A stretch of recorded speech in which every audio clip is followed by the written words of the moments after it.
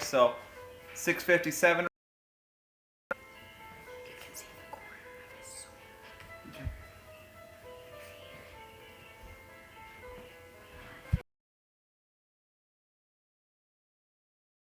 No,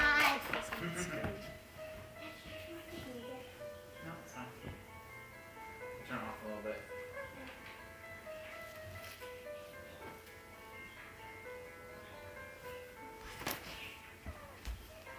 Oh, come on.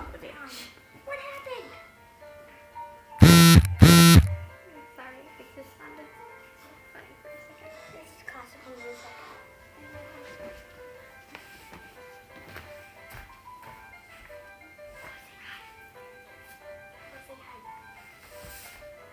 Hello, guys. So.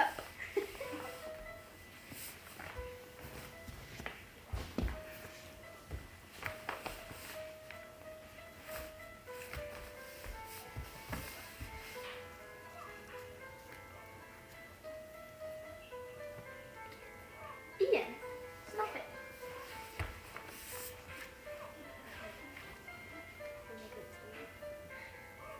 Hold your clothes. It's not closed, it's jammed in. Bless you. Thank you. Bishop.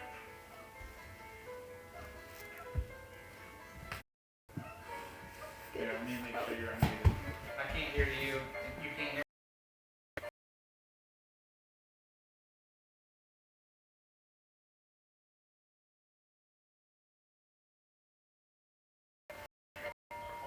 There you are.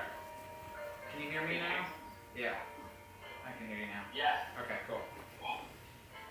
Ian says hi. Good deal. Hey. Hi. Who is it? So I wasn't thinking through this. We're gonna do depots at the same time just to keep it at 7. So I don't know if maybe I don't know if you can hang out on this until and if people stop in, you can tell them either. I mean, you can chat with them or just say, hey, we're gonna start at 7:30. So if you want to sign off and sign back on, you can, or whatever. Does that sound all right? I don't know how many people will sign in. Devos is on Facebook, right? Yeah. So we got Devos on the Facebook Yeah, and that's fine. YouTube. I'll hang out and Okay. listen in on the Devos. Leave this open. So. Okay. I can Okay. mention the host if you want. You know how to do it. Okay, Elizabeth's gonna make you the host. If he wants to, I don't have to. Well, the only reason I'm thinking that would be So you can let people. so you can let people in. Yeah, if you want to do Because people have to get admitted in. That's one of the security features. And so it'll pop up and it'll say somebody is in the waiting room, and you have to just click to admit them. Are you on a computer or are you on your phone tonight? I'm on the computer. Okay. that. So Yeah. how was it? It lets me do it on my computer. It lets you do it on the phone. I know.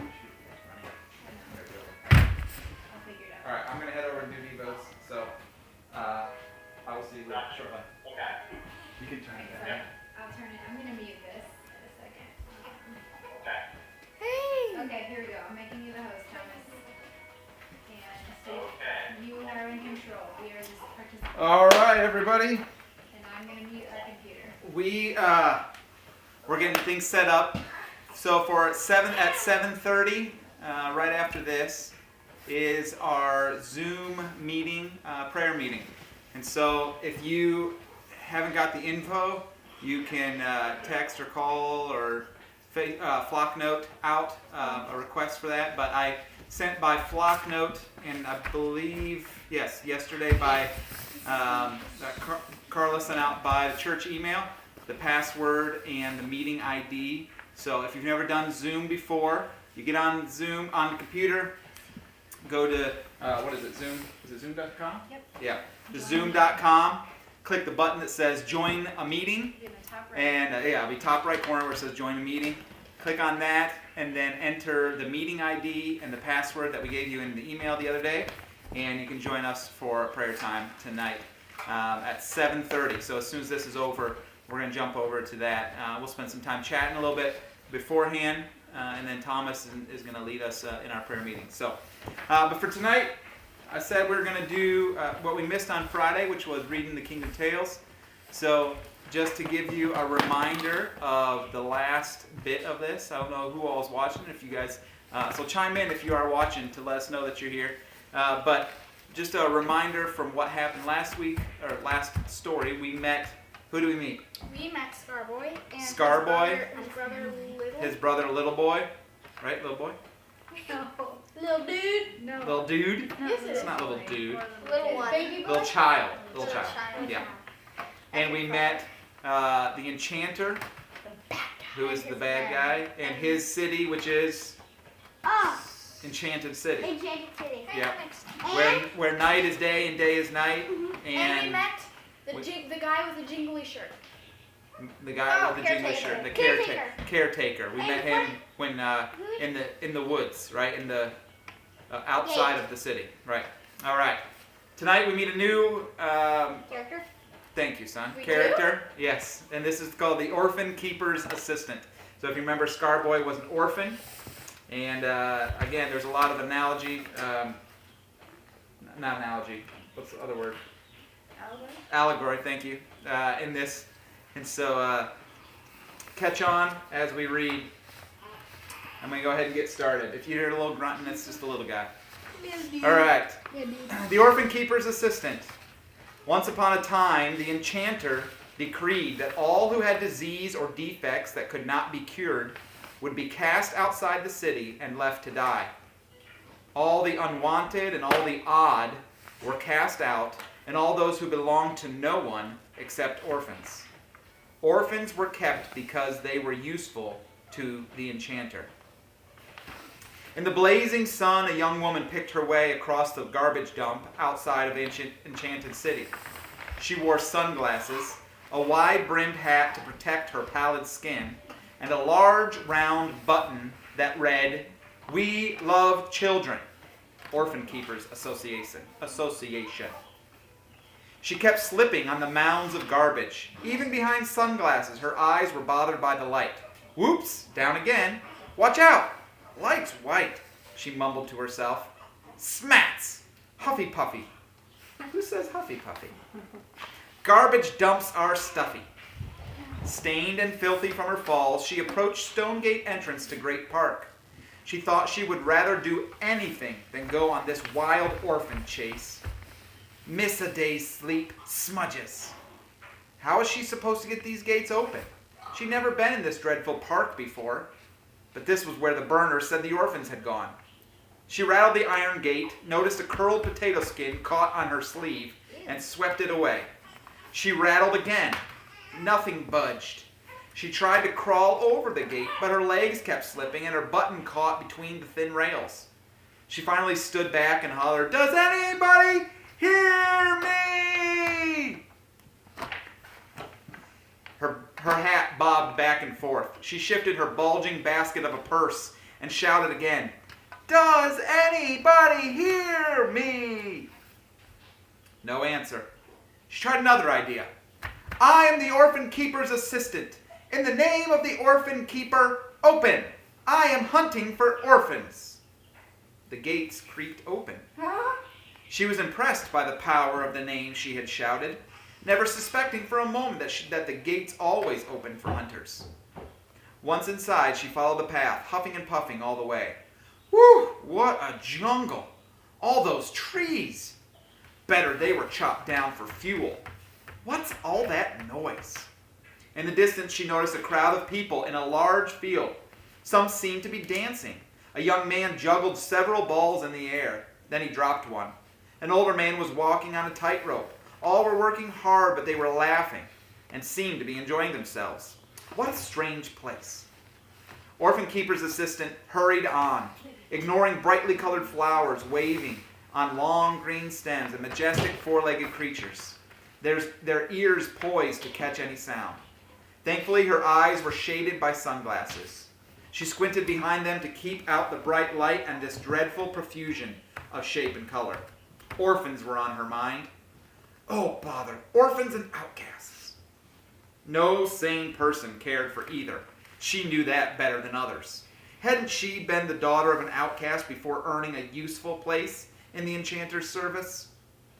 Na, na, na, the children of Enchanted City had all teased when she was a little girl. Your mother's an outcast, an outcast, an outcast. Her mother had come down with an incurable disease, a malady called heart sickness, and been cast out. Then when her father died, she had become an orphan. The double chin of the orphan keeper's assistant folded into her neck, and her shoulders shuddered at the memory. She hated outcasts. Nobody wanted an outcast. The path she followed led to caretaker's cottage, all gingerbread trim and fieldstone. A young man, tall and handsome, stepped out of the door just as she arrived. He was wearing a long navy cloak with a silver clasp on the shoulder. She knew from her training that it was the uniform of a ranger, one of the many watchkeepers for the man who called himself the king. Can I help you? The young man asked. His eyes twinkled with light, though his lips were unsmiling. You certainly can, you nice thing, you, giggled the orphan keeper's assistant inwardly. But she said, Smats and smudges, get me out of this light. I'm a perfect puddle in the heat. Is caretaker home? And what's a mercy? See mercy, the orphan keeper said to me. Get orphans from mercy. Ranger took her bulging purse, held the door, and explained, Mercy is caretaker's wife. Caretaker is not here today. Step inside. Mercy, someone from the Orphans Association. The orphan keeper's assistant took off her sunglasses. She saw an old woman standing in front of the fire, older than any she had ever known. The elderly lady was stirring the contents of a pot over the fire in the hearth. She wore a long blue cotton dress covered by an apron pinafore. Tendrils of white hair curled and fell from beneath a snood. She turned... I don't know. Fell from... I'm not exactly sure. She turned and smiled at the visitor, and all the wrinkles on her face creased upward. Welcome, Hunter, she said. I am Mercy, caretaker's wife. We are servants of the king. The hand she extended in welcome to her visitor was as smooth and unlined as a girl's, and her back was straight. Odd, the orphan keeper's assistant thought. Mercy seemed both very young and very old. The orphan keeper's assistant felt nervous and confused. Keep your eye on the odd ones. Be official, she chided herself. Hey, buddy, let me stop moving around so much. That's crinkling is getting out. Okay. She heard the orphan keeper's warning. Bring them back alive. If you fail, you'll have a burner on your tail. I am the orphan keeper's assistant, she announced loudly, hoping everyone in the room would be impressed. She hooked a thumb under her official button and pushed it out from her blouse. Opening her basket, she produced a signed document. I have a warrant for errants here. Signed by orphan keeper herself. 2 runaways last seen at Stonegate entrance. One is called Scarboy. Her eyes were beginning to adjust to the dim light inside the cottage, and what she saw astounded her. 2 girls cleared dishes from the extended table, feeling the surface with their hands, counting with their fingers. They were blind. Skinny sticks of children ran in and out. Who would want such skeletons? Orphan keeper's assistant thought. 3 children were playing a game on the floor, one with crutches, one not moving. What kind of hole is this? Who wants outcasts? Yuck! Then she spotted 2 boys who stood in a corner. They moved away from her gaze. The older one hid his cheek behind his hand and held the young one tightly by his other hand. There they were. The young ranger made a motion. Excuse me, Mercy, but I must keep watch. Will you need anything? He asked, glancing at the woman. But the caretaker's wife shook her head. With a sweep of his cloak, he was out and gone. Fool, thought the orphan keeper's assistant. Do you think this old ditty is a match for me? She was sorry to see him go. She needed a little romance in her life. An assistant got sick and tired of orphan roll calls, orphan head counts, orphan work shifts, orphan manuals. Who needed another orphan hunt? The enchanter's Dagoda was hardly the place for such a sentimental creature as she. Stop around, please. She often dreamed of a nice young man saying, Orphan keeper's assistant, you are my heart's desire. The boy in the corner glared at her. She glared back, then said, "Shoo-wee, it is hot. Hot, I'll say." She took off her sweater, she plopped in the chair, and rolled down her heavy stockings. She wiped her face with a large bandana she had taken from her basket. She lifted her hat. A rotten tomato fell onto the floor. Someone giggled. "You'll get yours. You'll get yours," thought Orphan Keeper's assistant. But out loud she said, "Whose children are these? They can't all belong to you." Mercy smiled again. The wrinkles creased upward. "They are mine," she said, looking the young woman straight in the eye. "They're all mine. We have no orphans in Great Park. Everyone here belongs to someone else." Everyone here belongs to someone else? The Orphan Keeper's assistant had never heard such a silly claim. If she could not prove the two children were orphans, she would have to snatch the runaways and escape quickly. When Mercy seated herself at one end of the long table in the room, the Orphan Keeper's assistant made her move. She ran to the boys cringing in the corner, scooped the little child under one arm, and grabbed Scarboy's hand with the other, and dashed for the door. But try as she might, Orphan Keeper's assistant could not drag Scarboy out the door of Caretaker's cottage. She tugged and pulled, she huffed and puffed, smats and smudges. Finally she gave up and looked quizzically at Mercy. "We have no orphans in Great Park," Mercy said. "These children belong here. You cannot take them unless they leave willingly." "Willingly, huh?" A gleam appeared in the eyes of Orphan Keeper's assistant. "You're old, she said to Mercy. "You're too old to stop me." It was a challenge. The two boys moved quickly back into the far corner. Orphan Keeper's assistant settled herself at the opposite end of the table from Mercy. She placed her elbows on the tabletop with her chin in her hands. Mercy took the same pose. The two women's eyes locked. Everyone in the cottage became still. What was happening? Who would win? Why, oh why, had the strong ranger gone away? In the corner, Scarboy and Little Child held each other tightly. The Orphan Keeper's assistant spoke first. "Scars and mars, pain and sadness, ills and madness. You children do not belong to Mercy or anyone else." Now pains long forgotten by the children in the room were remembered. The boy in the wheelchair hunched and whimpered. The blind sisters bumped into each other. One dropped a dish. One snarled. Another child scratched. The lame child turned his back on his partners. Mercy looked at the Orphan Keeper's assistant straight in the eye. She answered her, "Whose are these? These are mine. They belong to us, caretaker and caretaker's wife." Mercy lifted her face from her hands, never taking her eyes from the opponent's face. She threw her arms wide as though she would enclose the whole room. "Things are not what they seem," she cried. "Things are not what they seem. In Great Park, we know this to be true." The boy in the wheelchair straightened his back. The pain was gone once more. He held his head high. The blind girls helped each other sweep up the broken dish. One whistled a little song. The child with crutches scooted over to his friend. Someone laughed. Two of the skinny children ran out to play. Orphan Keeper's assistant was sweating profusely now. Driblets of water ran down her face. Blats, smats. She'd be fired for sure. Burned by burners. Where did Mercy's strength come from?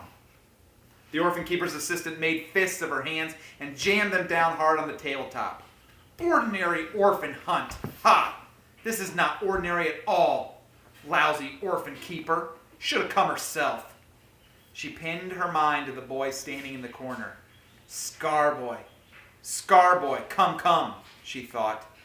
By the death drums, the fire priests, by the fire robe, I'll make you come willingly. Over and over again she concentrated on Scarboy's name. But the work was hard. Then she noticed the boy take a step out of the corner. She saw him let go of his brother. Scarboy, Scarboy, come. It would only be minutes before the boy was at her side. Suddenly the orphan stiffened. My name is Hero, he asserted. Hero? Hero who? Orphan keeper's assistant responded to the boy's defiance. That's not your name. Never! Who ever heard of an orphan named Hero? Quickly, the young woman increased her concentration. She called in her mind, Scar boy, come, come. Slowly, the boy took another step. Now was the time. Call out the names. The young woman rose to her feet, still gripping the edge of the table. Her back bent, her eyes pinned to Mercy's. Her voice was shrill. I am the orphan keeper's assistant. In the name of the orphan keeper, in the name of fire priests and burners and breakers and naysayers, in the name of the enchanter, I command all who belong to that burning one to come to me. The children whimpered. Scarboy began to walk toward the orphan keeper's assistant, his eyes dazed, his steps wooden. He dropped his hand. The raw and ugly scar showed on his face. Beads of sweat stood out on Mercy's wrinkled forehead. The white hair beneath her snood was damp, but she smiled. She gripped her end of the table. She kept her eyes locked with those of the young woman. She rose from her seat. She commanded, I am Mercy, wife of the caretaker of Great Park. In the name of the ranger commander, protector and keeper of the watch, in the power of the sacred flames, by the name of the king, son of the emperor of all, who will bring the restoration of the kingdom, I forbid, I adjure, I prevent. The boy stepped back toward the corner. Mercy lifted her hands above her head. She clasped them together. To the king, she shouted. To the kingdom, to the restoration. The orphan keeper's power was broken. The children sighed. Mercy slumped. Protection closed over them again. The assistant dropped her eyes. A small wail came from her mouth. Oh, me. Oh, my. Find Mercy, said the orphan keeper. I found Mercy, but Mercy has undone me. I'll get fired. I'll get fired. The orphan keeper's assistant put her face in her hands and wept. She wailed something pitiful. She blubbered and hollered. She pulled a handkerchief from her basket to wipe her face. Gently, a tiny hand patted her arm, touched her shoulder, wiped tears away from her cheeks, then her eyes. It was one of the blind girls. The child, smelling of lavender and soap, pressed her cheek against the cheek of the orphan keeper's assistant. Opening her eyes, the young woman discovered that she was surrounded by the children. The boy in the wheelchair offered a cool cloth, damp and fragrant, to press against her hot forehead. The child on crutches had poured a drink and held it out for her. One of them said, Don't cry, orphan keeper's assistant. Don't cry. But she cried all the more. Who had ever spoken so kindly to her? Her father had died in the bellows works beneath the city, and her mother had been an outcast. Then the two boys standing near the corner came forward. The older spoke to Mercy. I will go back with her. Little child can stay with you. Firing is terrible. No one should be fired because of me. Orphan keeper's assistant wailed. She remembered branding. Her hand felt sore at the memory. She was only orphan keeper's assistant because she served orphan keeper and the enchanter without question. Not because they cared for her. She had no friends. But Mercy had said, everyone here belongs to someone else. The children patted her hand. Mercy cleared her throat. I think I have a happy ending.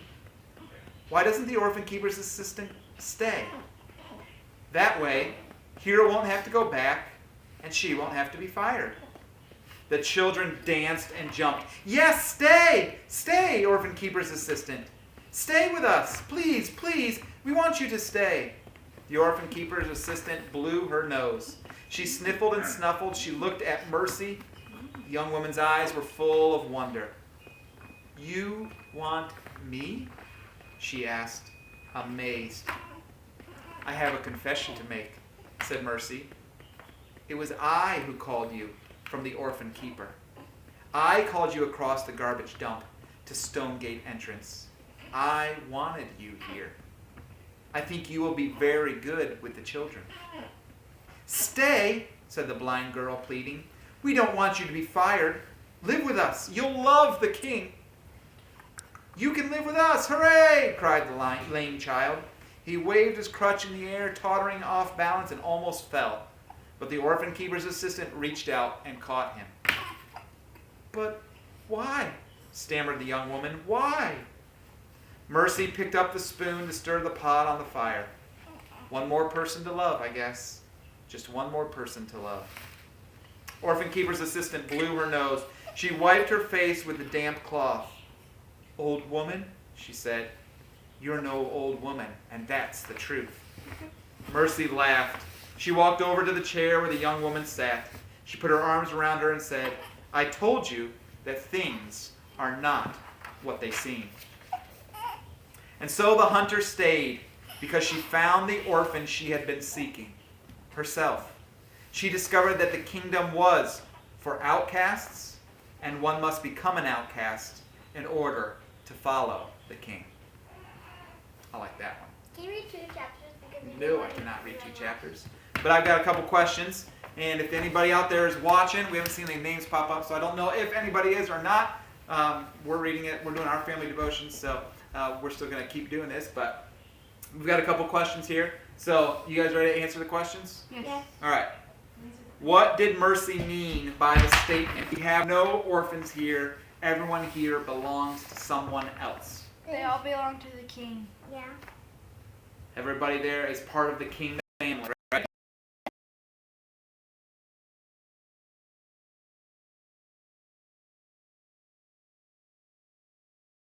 Want orphan keeper's assistant to stay. Because they didn't want her to get fired. Out of compassion, right? Mhm.